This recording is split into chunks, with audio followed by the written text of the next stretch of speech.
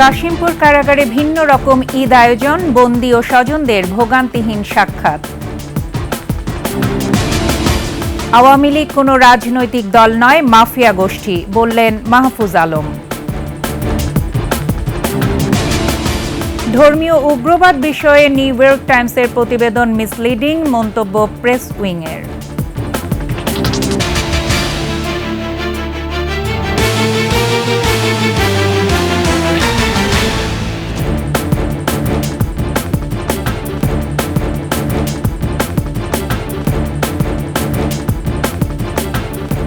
ঈদ মুবারক। শুনছিলেন সংবাদ শিরোনাম। 21 সংবাদে প্রত্যেককে আমন্ত্রণ জানাচ্ছি আমি ফারজানা আখি। দর্শক, 21 টেলিভিশনের সংবাদ একই সাথে সরাসরি দেখতে পাবেন আমাদের ফেসবুক পেজ www.facebook.com/2124 অনলাইনে। এছাড়া সাবস্ক্রাইব করতে পারেন www.youtube.com/21etv চ্যানেলে। ভিন্ন এক পরিবেশে এবার কাশিমপুর কারাগারে বন্দীদের সঙ্গে সাক্ষাৎ করলেন স্বজনরা। কোনো ভোগান্তি ছাড়াই ছিল বাসায় রান্না করা খাবার দেওয়ার সুযোগ। গাজীপুর থেকে ফিরে বাকিটা জানাচ্ছেন দীপু শিকদার। গান বাজনার মধ্য দিয়ে এভাবে ঈদ উদযাপন করছেন কাশিমপুর কারাগারের বন্দীরা। কাশিমপুর কেন্দ্রীয় কারাগার 2-এ ঠান্ডা শরবত আর ফুল দিয়ে বরণ করে নেওয়া হয় বন্দীদের স্বজনদের। শরবত দিছে, ফুল দিছে, বেলুন দিছে, সবাইকে নিয়মভাবে ঢুকতে দিচ্ছে, নিয়মভাবে বের করতেছে। এছাড়া ভিন্ন ভিন্ন বুথের মাধ্যমে বন্দীদের জন্য বাসায় রান্না করা খাবার আর নগদ টাকা গ্রহণ করা হয়। নিয়ম মেনে এক এক করে কাশিমপুর 2 মহিলা কেন্দ্রীয় কারাগারে বন্দীদের সঙ্গে দেখা করতে পেরে খুশি স্বজনরা। ছেলে এনার 1.5 মাস ধরে ছেলেরা দেখা করতে আসছে। স্লিপ করে ভিতরে যে কারারক্ষীর নাম আর কত নম্বরে থাকে ওই ঠিকানাগুলো বলা লাগে। স্বজন এবং কারাবন্দীদের দীর্ঘদিনের দুর্ভোগ নিরসনের চেষ্টা কারা কর্তৃপক্ষের। অবস্থানত বন্দীদের মাঝ থেকে যারা আছে প্রায় 2327 জন আমাদের আছে, তার মধ্যে 1000-এর উপর ছাড়িয়ে যাবে টোটাল সাক্ষাৎ সংখ্যা।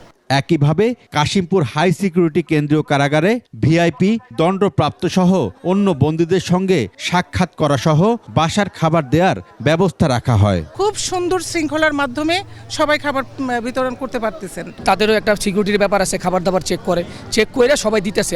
এই কার্যক্রম চলে টানা সকাল থেকে বিকাল পর্যন্ত, যাতে এখানে আসলে মনে না করতে পারে যে তাদের প্রতি আমরা ভিন্ন কোনো আচরণ বা ভিন্ন কোনো ঈদ দেখাই, সেজন্য আমাদের সর্বোত্তম চেষ্টা থাকে। আর কাশিমপুর 2 কেন্দ্রীয় কারাগারে সব মিলিয়ে বন্দীর সংখ্যা 2327 জন।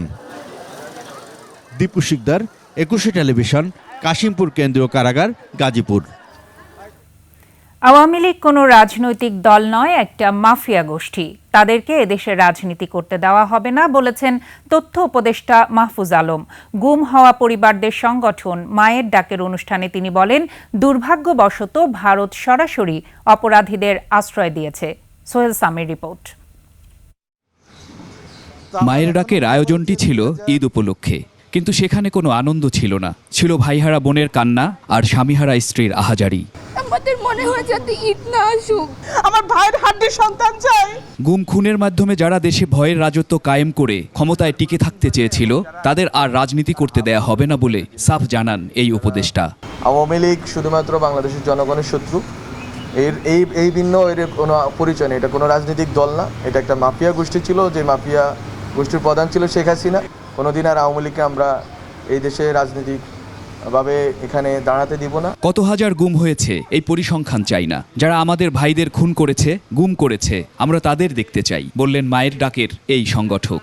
আমরা শুনতে চাই না যে অনেকজন মানুষকে বুড়িগঙ্গায় নাশিতারক্ষায় ভাসিয়ে দেওয়া হয়েছে। আমরা শুনতে চাই তাদেরকে কারা টর্চার করেছে।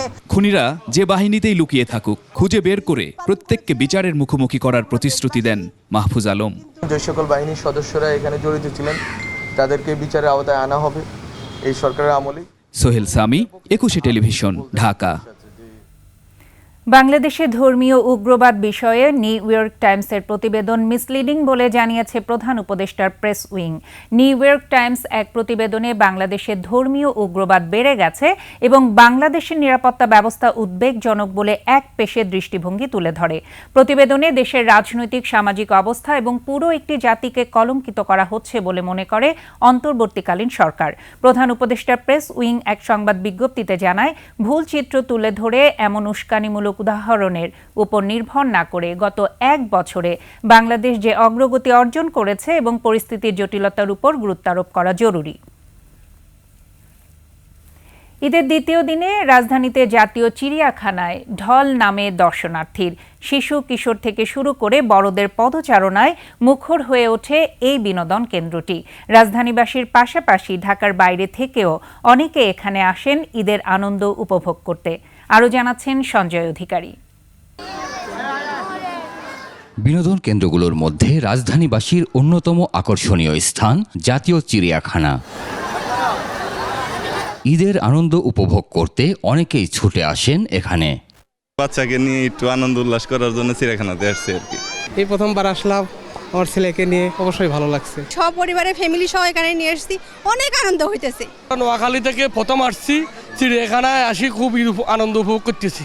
বিভিন্ন পশু পাখির সমাহার শিশু কিশোরদের ঈদ আনন্দ আরও বাড়িয়ে তোলে। তাই নাগরিক জীবনের ব্যস্ততার অবসরে অনেকেই সন্তানদের নিয়ে আসেন চিড়িয়াখানায়। ভালো মজা করেছি, আমরা বাঘ দেখছি, ভাল্লুক দেখছি, পাখি দেখেছি, সিংহ দেখেছি, ভাল্লুক দেখেছি, পাখি দেখেছি, অনেক কিছুই দেখতে চাই, যেরকম চিতাবাঘ, জলভাস্ত, অনেক কিছু দেখতে চাই। প্রবেশ মুখের যানজট আর তীব্র গরম উপেক্ষা করেই দর্শনার্থীরা ঈদ আনন্দ উপভোগ করেন। সঞ্জয় অধিকারী, 21 টেলিভিশন, ঢাকা। ঈদের ছুটিতেও সাধারণ মানুষের নিরাপত্তা নিশ্চিতে ব্যস্ত সময় কাটাচ্ছেন পুলিশ সদস্যরা। অনেকেরই পরিবারের সঙ্গে ঈদ উদযাপনের সুযোগ মেলেনি, তারপরও হাসি মুখে দায়িত্ব পালন করে যাচ্ছেন। ব্যক্তিগত আনন্দের চেয়ে মানুষের সেবাকেই বড় বলে মনে করছেন তারা। সঞ্জয় অধিকারীর আরেকটি রিপোর্ট। ঈদের ছুটিতে অনেকটাই ফাঁকা রাজধানী ঢাকা। পরিবারের সঙ্গে ঈদ করতে সাধারণ নাগরিকেরা ঢাকা ছাড়লেও তাদের জানমালের নিরাপত্তায় দিনরাত কাজ করে যাচ্ছেন পুলিশ সদস্যরা। নির্বিঘ্নে মানুষ যাতে বাড়ি যেতে পারে সেজন্যই আমাদের মূলত রাস্তায় পরিবার পরিজন ছেড়ে ডিউটি করতে হয়, আর এটা আমাদের দায়িত্ব কর্তব্যের একটা অংশ। আমার এই চাকরিতে এসে আমি মনে হয় 67টা ঈদ পাইছি। 67টা ঈদে 10টা ঈদও মনে হয় আমি বাড়িতে আত্মীয় স্বজনের সাথে আনন্দ ভাগাভাগি করার সৌভাগ্য হয় নাই, তারপরও মনে কোনো কষ্ট নাই। পরিবারের সঙ্গে আনন্দ উদযাপন করতে না পারার কষ্ট থাকলেও দায়িত্বকেই বড় বলে মনে করছেন তারা। মানুষের সেবার মধ্যেই তারা খুঁজে নেন ঈদের আনন্দ। যখন দেখি যে আমাদের এলাকার লোকজন আমাদের এলাকার গাড়িতে যাচ্ছে তখন কষ্ট হচ্ছে, স্বাভাবিক, কিন্তু মানুষের জন্য একদিকে ভালোই লাগছে, সবাই বাহবা দিচ্ছে, ভালো বলছে, এটা আমাদের জন্য অনেক বড় একটা পাওয়া। চুরি, ডাকাতি বা অন্যান্য অপরাধ রোধেও নেওয়া হয়েছে বিশেষ ব্যবস্থা। সঞ্জয় অধিকারী, 21 টেলিভিশন, ঢাকা। আর এরই সাথে শেষ করছি 21 সংবাদ। তবে যাবার আগে সংবাদ শিরোনামগুলো জানাচ্ছি আরও একবার। কাশিমপুর কারাগারে ভিন্ন রকম ঈদ আয়োজন, বন্দী ও স্বজনদের ভোগান্তিহীন সাক্ষাৎ। আওয়ামী লীগ কোনো রাজনৈতিক দল নয়, মাফিয়া গোষ্ঠী, বললেন মাহফুজ আলম। এবং ধর্মীয় উগ্রবাদ বিষয়ে নিউ ইয়র্ক টাইমসের প্রতিবেদন মিসলিডিং, মন্তব্য প্রেস উইংয়ের।